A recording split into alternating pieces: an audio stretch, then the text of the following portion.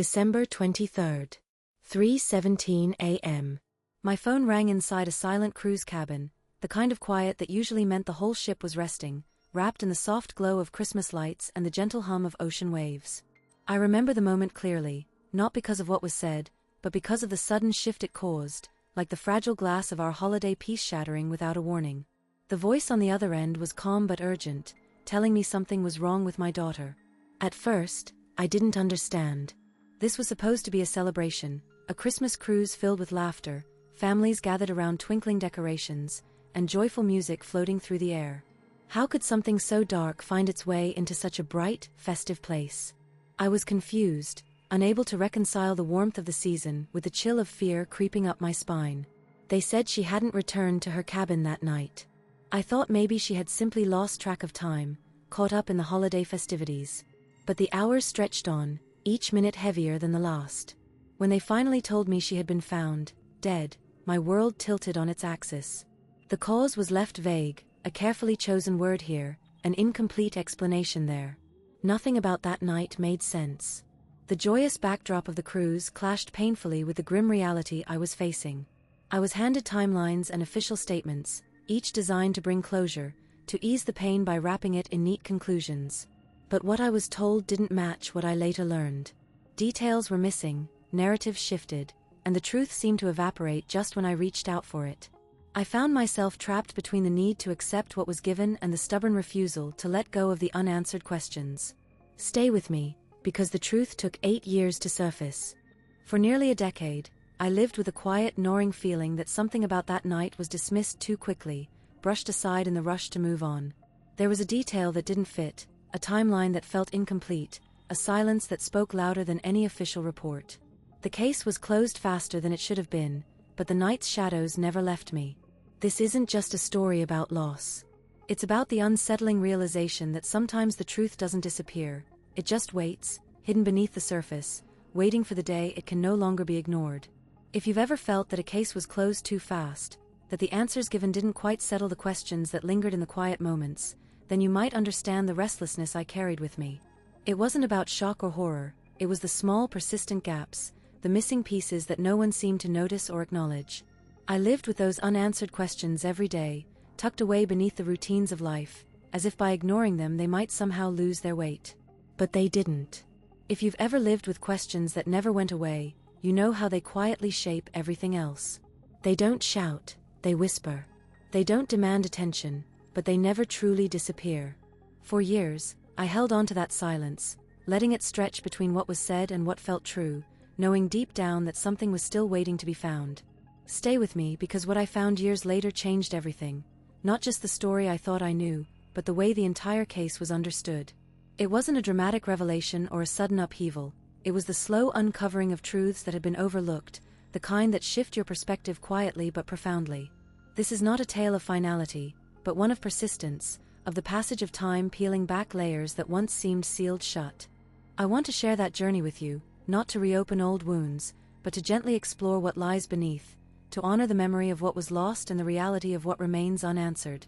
Sometimes the passage of time doesn't bring closure, it brings clarity, in the most unexpected ways. And it's in that clarity that I found a new understanding, one I hope you'll see with me before this story moves forward. The ship was alive with the spirit of the season, every corner adorned with twinkling lights and festive garlands that wrapped around polished wooden railings. Soft carols floated through the air, mingling with the gentle hum of the engines and the rhythmic lapping of calm waves against the hull. Outside, the ocean stretched endlessly, a serene blue-green canvas under a pale winter sun, its stillness promising safety and peace. The Christmas cruise was everything we had hoped for, a perfect escape from the weight of everyday life, a place where the world seemed to pause, offering a brief sanctuary filled with warmth and joy. Inside our cabin, the scent of pine from the miniature tree my daughter had insisted on bringing blended with the salty sea air wafting through the slightly open window. Her eyes sparkled as she flitted between the bed and the window seat, her excitement palpable. She was at that perfect age where wonder mixed effortlessly with innocence, and every new experience was a treasure waiting to be discovered. She wore a bright red sweater embroidered with tiny snowflakes, and her cheeks glowed with a rosy flush, part from the crisp ocean breeze and part from pure happiness. We had spent the morning exploring the ship's deck, watching as families in cozy coats gathered around steaming cups of cocoa, laughing and sharing stories.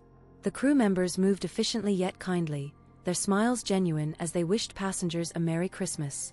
Everything was familiar, comforting, the routine of the ship's daily announcements, the predictable sway of the vessel, the carefully prepared meals served with a touch of holiday flair. There was no hint of anything out of the ordinary, no shadow cast over the celebrations. During a quiet moment, my daughter and I sat side by side on a bench overlooking the water.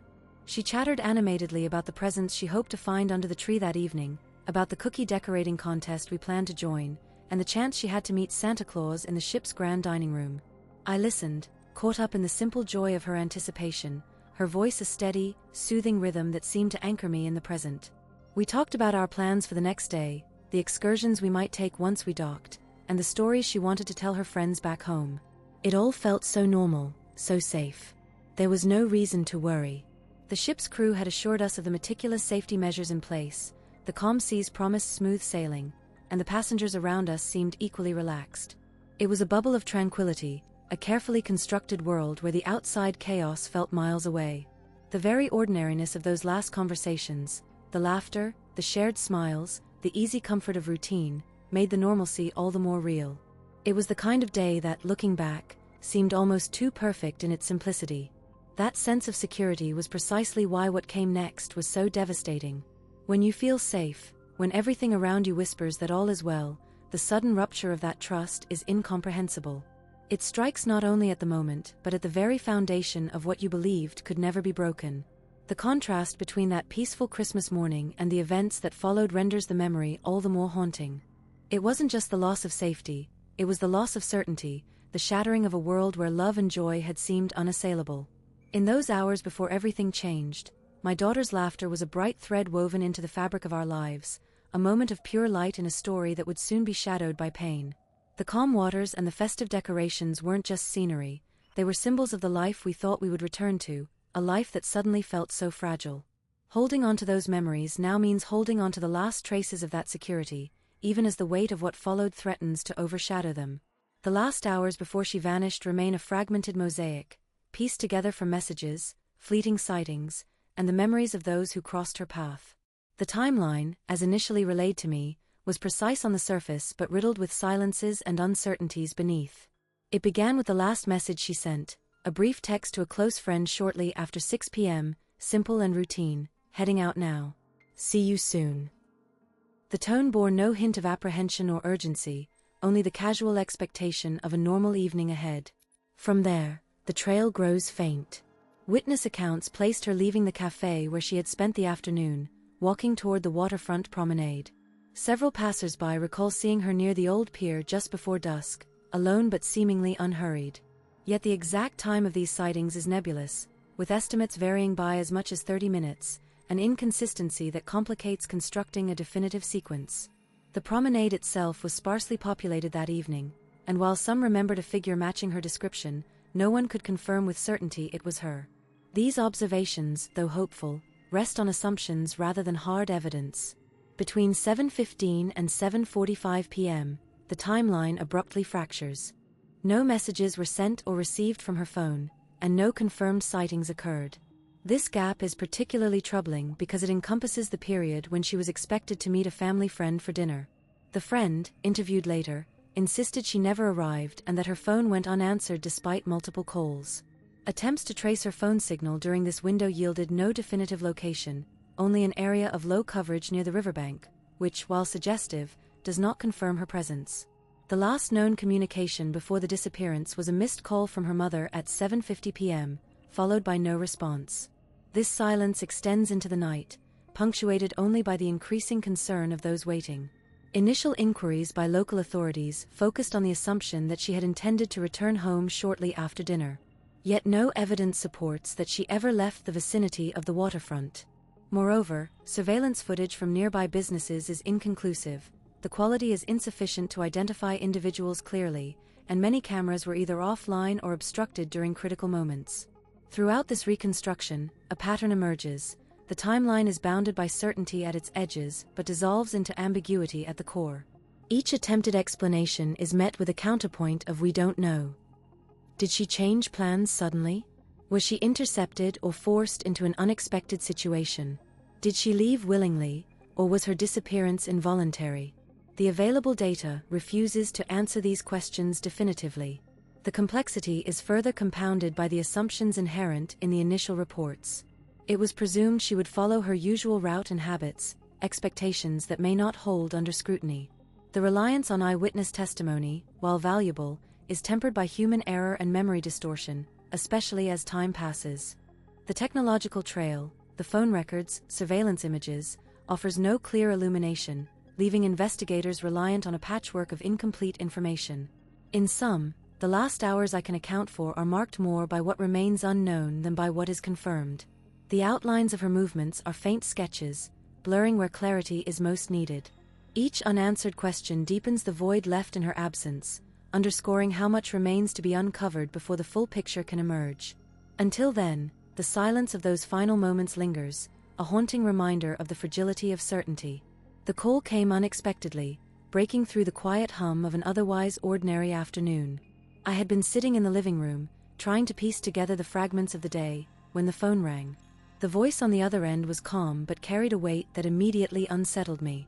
It was a woman from the local authorities, her tone measured, careful, as if balancing the need to inform with the need to soften the blow. She spoke slowly, choosing her words with deliberate precision. "I'm very sorry to have to share this with you," she began, "but your daughter has been found."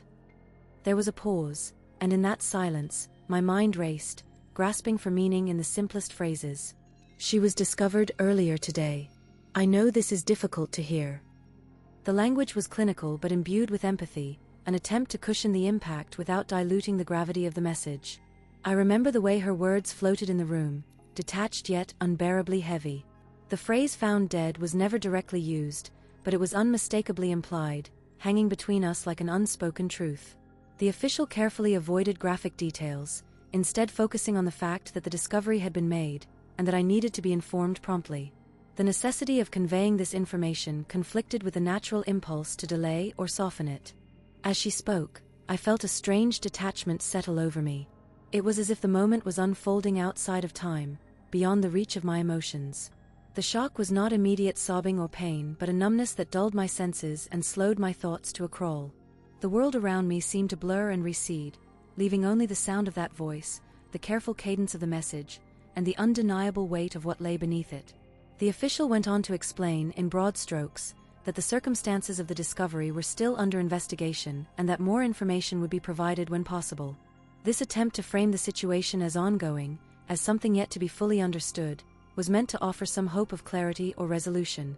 But for me, it only underscored the vast unknown that now stretched before me, a chasm filled with questions I could not yet ask. Even as the conversation ended and the line went silent, the numbness persisted. I sat motionless, the room around me empty except for the lingering echo of those words. There was no rush of tears, no immediate outpouring of grief, only a profound stillness, as if my mind had retreated to a place where feelings could not reach. It was a defense, perhaps, a subconscious refusal to fully accept what had been revealed so suddenly. In the hours that followed, that numbness became a shield against the creeping reality. Each attempt to summon emotion felt distant, like trying to grasp smoke. The initial shock had suspended me in a liminal space between disbelief and acceptance, where time slowed and the future seemed unimaginable. The clarity of the message contrasted sharply with the confusion that engulfed me internally. The language used during that call, carefully measured and guarded, left little room for hope but also spared me from unnecessary anguish. It was a delicate balance, informing without overwhelming, suggesting without declaring, leaving space for the truth to unfold in its own time. That approach, clinical yet compassionate, shaped the way I began to process what had happened, even as the numbness clung stubbornly to my being. In the quiet that followed, I found myself suspended between the finality of the discovery and the unresolved questions that still hovered. The news, delivered with such careful restraint, marked the beginning of a journey through grief and understanding, one that would unfold slowly and painfully in the days to come. The cruise authorities and investigators approached the situation with a clearly defined framework that seemed designed to bring swift closure rather than thorough understanding. Almost immediately, the incident was categorized under a familiar and seemingly straightforward classification, a tragic but isolated accident. This classification, though comforting on the surface, functioned as a means to limit the scope of inquiry and avoid complicating an already delicate scenario. The language used in official communications was clinical and devoid of nuance, carefully steering conversations away from speculation or deeper scrutiny. This approach effectively simplified the narrative to a singular cause, neatly wrapping up the event within a tidy conclusion that left little room for alternative interpretations. Investigators, in their statements and reports, emphasized procedural compliance and adherence to protocol, as if the routine nature of their investigation was itself proof enough that nothing more needed uncovering. The emphasis was on mechanical facts, timelines, documented movements, and technical assessments, rather than emotional or situational complexities. This focus, while understandable as part of a formal process, created a sense of detachment that many found unsettling. The stark contrast between the sterile official accounts and the lived reality of those affected fostered a growing unease. Questions that naturally arose, about why certain precautions were insufficient, about discrepancies in witness testimonies, about the timing of events, were met with polite but firm dismissal. Inquiry was subtly discouraged. Those who pressed for more details encountered vague reassurances or were reminded of ongoing confidentiality, which in practice meant silence. This tacit discouragement extended beyond formal channels.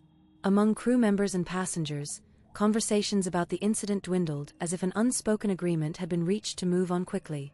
The pressure to accept the simplified explanation created a palpable tension, as if doubt itself was an intrusion in a space carefully curated to preserve the cruise line's reputation and prevent public alarm. The authorities' priority appeared less about uncovering uncomfortable truths and more about managing perception. This prioritization was evident in the speed with which the investigation was declared complete and the matter closed, leaving those seeking clarity with an unanswered void. The discomfort of watching the case close prematurely grew heavier with each passing day. It was a quiet, gnawing realization that the official narrative, so neatly packaged, did not fully account for the complexity and ambiguity that lingered beneath the surface. For many, the lack of transparency felt like a betrayal of trust, a denial of their right to understand what truly happened during those critical hours. Attempts to probe further were met with procedural roadblocks or gentle admonitions to respect the process, reinforcing a sense of powerlessness. The emotional toll was compounded by the awareness that unresolved questions were not just personal but systemic, hinting at deeper issues in how incidents on board were managed and reported. In this atmosphere, the silence around the unanswered questions became almost as oppressive as the event itself. The hurried closing of the case left a vacuum where meaningful dialogue should have been, fostering resentment and suspicion. It was as if the cruise authorities and investigators, in their eagerness to demonstrate control and competence, had inadvertently stifled the very accountability the situation demanded. This premature closure did not offer solace or resolution but instead seeded doubt and an enduring discomfort, a reminder that some stories, especially those marked by loss and mystery, resist finality. The unresolved nature of the incident lingered like a shadow, challenging everyone involved to reckon with the uneasy truth that some answers might never come, and that closure imposed too quickly can feel more like an ending forced than a conclusion earned.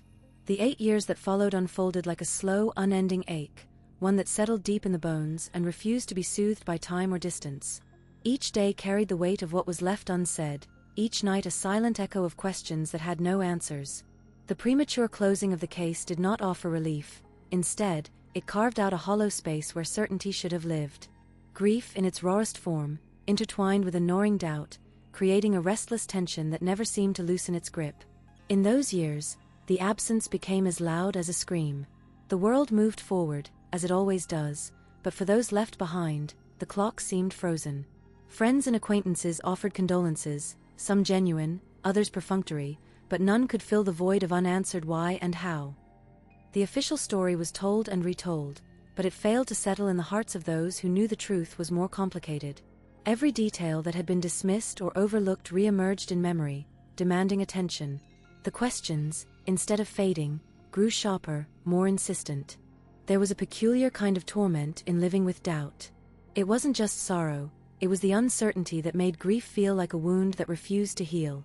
The mind, desperate for closure, would circle endlessly around the facts as they were presented, searching for inconsistencies, for clues that might have been missed. Each anniversary, each birthday, each ordinary day marked by absence became a reminder that the story was incomplete.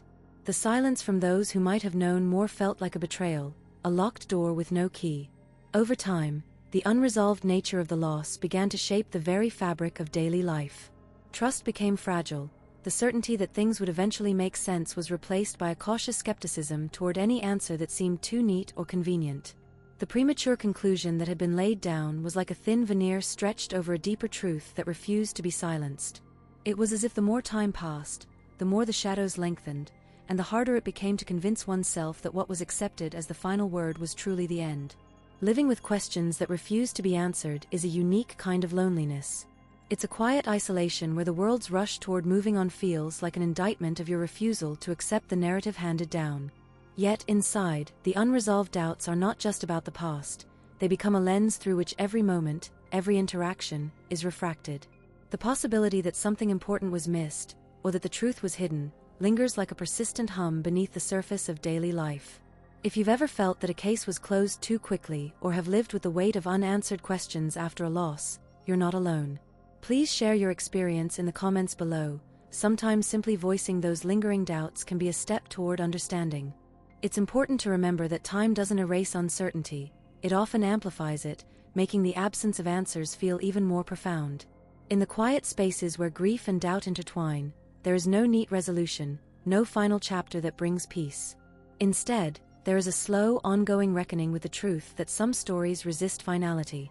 The years moved on, but the questions remained, growing louder in the silence, reminding everyone involved that living with uncertainty is a journey in itself, one that shapes every day, every memory, and every fragile hope for clarity that may never come. It started with something so small, so easily dismissed, that for years I barely registered it as more than a fleeting thought. A detail tucked away in the background of a moment so charged with pain and confusion that it seemed almost trivial by comparison.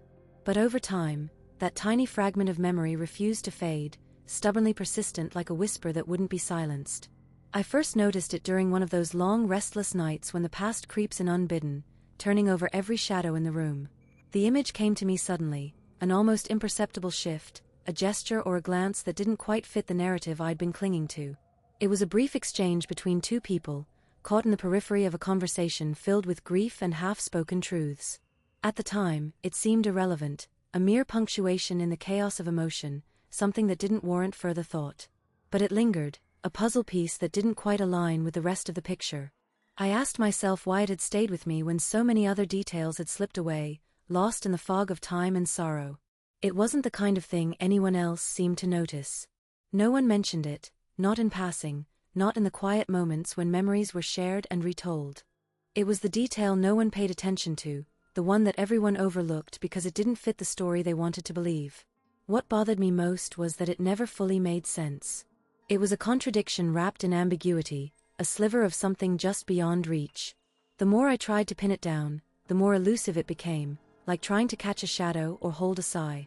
I wondered if I was chasing a phantom born from grief's distortions, a trick of the mind that made insignificant things loom larger than they deserved. Still, I couldn't let it go. It haunted the edges of my thoughts, weaving itself into the fabric of days and nights.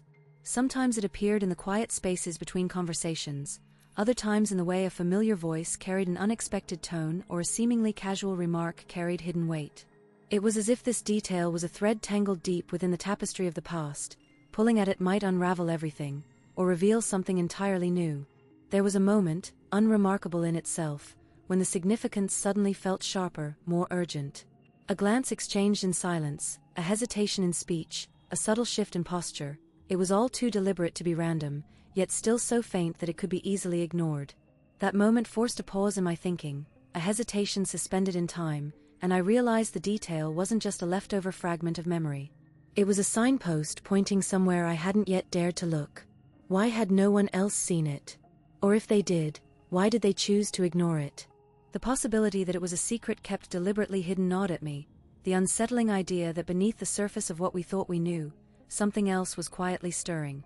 Something that might explain the gaps and silences, the questions that never found answers.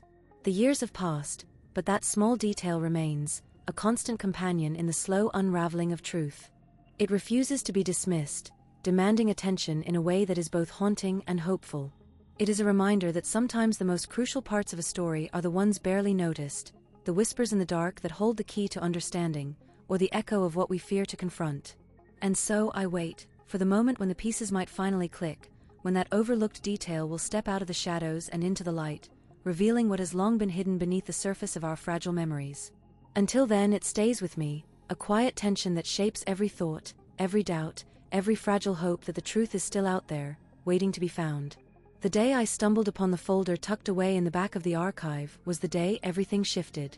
It wasn't a shocking revelation at first glance, just a dusty, unassuming bundle of papers, handwritten notes, and typewritten memos. For years, I had combed through countless records, interviews, and testimonies, always feeling the truth was just beyond reach, like a shadow retreating whenever I reached for it. But this folder, buried beneath files labeled irrelevant, held a timeline and a series of correspondences that didn't fit the accepted narrative. The weight of realization settled in slowly, like the sinking of a stone in a deep well. Reading through the documents, a pattern emerged that no one had connected before. Dates didn't align with the official story. Events that were supposed to have happened weeks apart were, in fact, recorded on the same day. Witness statements, once dismissed as contradictory or confused, now revealed inconsistencies not born from faulty memory but from deliberate omission. The testimony of a person I had long considered unreliable suddenly took on a new significance when cross-referenced with these forgotten papers. It was a jigsaw puzzle piece I'd been missing, one that reframed everything I thought I knew. What hit me hardest wasn't just the discovery itself, but the knowledge that the truth had been there all along, hidden in plain sight, overlooked or buried by those who perhaps had reasons to keep it from surfacing. 8 years of waiting, of doubting, of chasing shadows had not been in vain. The truth was not absent, it was delayed, deliberately or through neglect, and that delay had shaped the course of so many lives, including my own. The emotional weight was crushing. I felt a bitter mix of relief, anger, and sorrow. Relief that the truth was finally within reach. Anger that it had taken so long and that so many had suffered because of that delay. Sorrow for the moments lost and the trust broken. I remembered each day of those 8 years, the quiet frustration, the sleepless nights spent piecing fragments together, the hope that flickered and dimmed repeatedly. The discovery forced me to confront the reality that the past is not fixed, but fluid, rewritten by new information and fresh perspectives. It made me realize that history, especially personal history, isn't just about what happened but about when and how it is remembered and recorded. The timeline I had trusted was incomplete, and that incompleteness had allowed a false narrative to take root. As I sifted through the pages, I understood that uncovering this truth would not be the end but the beginning of a new chapter. There were still questions to answer, gaps to fill, and most importantly, people to face with the reality I had uncovered. It was clear that this revelation would ripple outward, touching lives in ways I could not yet foresee. The truth was no longer a distant hope, it was a living force demanding acknowledgement and reckoning. In that moment of discovery, I felt the quiet tension that had haunted me for so long shift into something different, an urgent call to act, to share, to rewrite the story that had been told for too long under the same roof of silence and denial. The truth's emergence was not just a personal victory, but a responsibility. And as the light spilled over those long hidden pages, I finally understood that waiting had not been wasted. It had prepared me for this moment when everything changed. What surfaced in the aftermath of revelation was not merely a single lapse, but a complex web of systemic failures that had allowed certain truths to remain concealed for far too long. The story that unfolded was not one of simple negligence or an isolated oversight. Rather, it exposed a structure where silence had become an unspoken language, and accountability, a neglected obligation. Throughout the process of piecing together the fragments of what had been hidden, it became clear that multiple layers of responsibility had quietly eroded over time. Institutions created to protect and serve had, in some instances, become complicit through inaction or willful ignorance. This was not necessarily the result of deliberate malice, but often rooted in a culture that prioritized reputation and stability over transparency and justice. The mechanisms designed to detect and correct failures had been weakened by complacency and fear, creating blind spots where critical concerns could fester unaddressed. The persistence of silence was perhaps the most troubling aspect. Those who might have spoken up, who might have intervened, frequently chose to remain quiet, whether out of loyalty, self-preservation, or a sense of futility. This collective muteness allowed problems to deepen, embedding them further into the fabric of the environment. It also fostered a climate where questioning and dissent were subtly discouraged, if not actively suppressed. The result was a cycle in which systemic issues were repeatedly overlooked, and opportunities for early intervention were missed. At the heart of this was a failure not just of individuals but of systems, complex networks of policies, procedures, and cultural norms that failed to adapt or respond adequately. For example, reporting channels that existed on paper often proved inaccessible or intimidating in practice, leaving those with concerns unsure whether their voices would be heard or acted upon. Training and education around accountability were insufficient to empower meaningful change, and oversight bodies sometimes lacked the independence or resources needed to fulfill their roles effectively. While it is tempting to seek a single cause or culprit, the reality is more diffuse and challenging.